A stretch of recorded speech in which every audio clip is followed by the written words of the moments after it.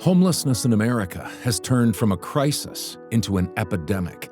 Thousands of people find themselves living on the streets from circumstances beyond their control.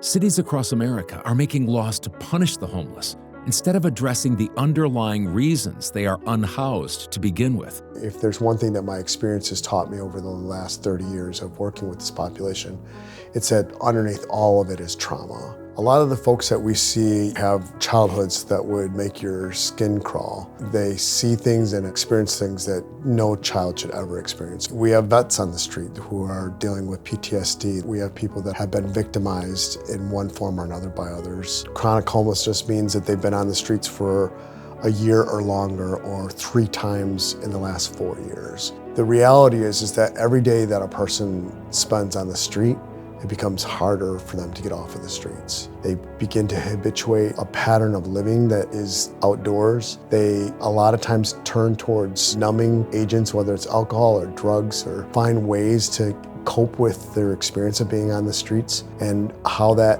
affects their relationship with other people. For more than 30 years, the Pope Francis Center has provided life-saving services and sustenance to people living on the streets of Detroit.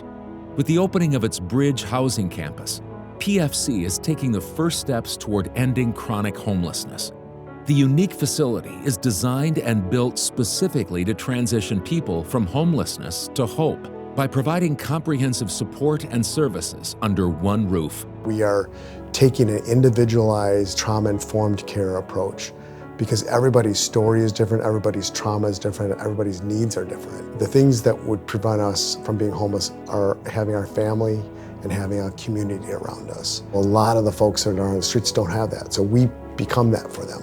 We become their community, we become their family, we become their support system and their cheerleaders and their people who love them, and allow that love to help heal the stuff that has caused them to kind of spiral into homelessness. We still need more projects like this in the city of Detroit. Our shelter spaces typically, they're not in good condition, and people are somewhat nervous and scared for their security and their safety in those spaces, and are not provided the necessary resources to get them out of that situation. I think the way that Father Tim is thinking about this space is that we're providing holistic supports for folks. This has improved the quality of transition housing for our folks and providing stability. And so I'm really excited about the project. I think it can be a nationwide thing. If we are collectively working together, amazing things can happen. PFC's vision remains a simple one: end chronic homelessness in Detroit.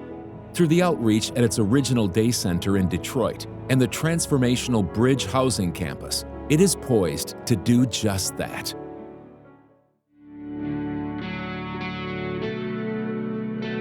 It's a place that people trust, and because of that trust, I was able to actually provide medical care for people that was life-saving. We see a lot of wound care, foot ailments, skin ailments, things like lice, eczema, a lot of things with COPD or asthma, breathing, respiratory issues, a lot of mental health, a lot of trauma. Daily life is very hard. A lot of people in medicine, they come in wanting to help, and they have this motive of like, what is your medical problem? How can I help you?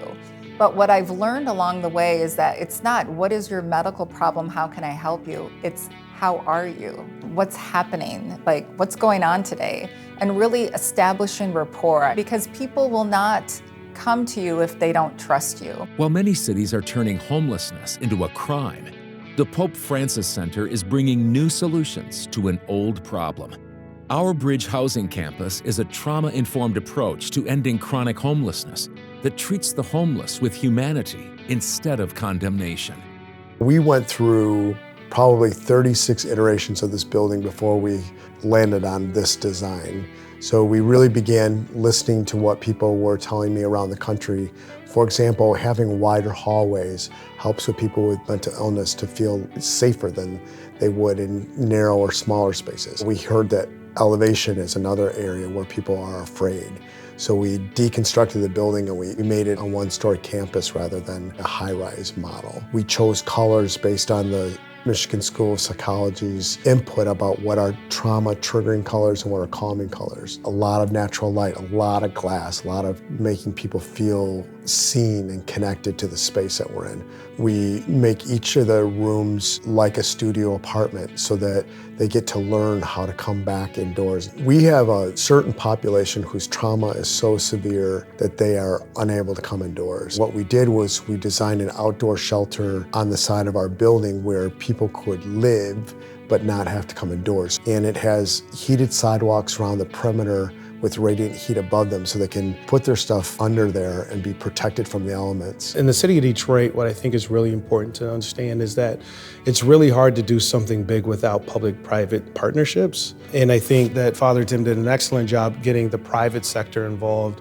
And with corporations, I came in and I saw the boards of people who provided donations and other resources to the project. It was a true testament to a public-private partnership. My hope for the future really is that anybody else around the country who's working with the homeless and who wants to use the experience and the research that we've done to do their own bridge housing facility would take advantage of what we've learned here. Whatever we've done, we want to be able to share that with others around the country. For more information, visit our website at pfc.org.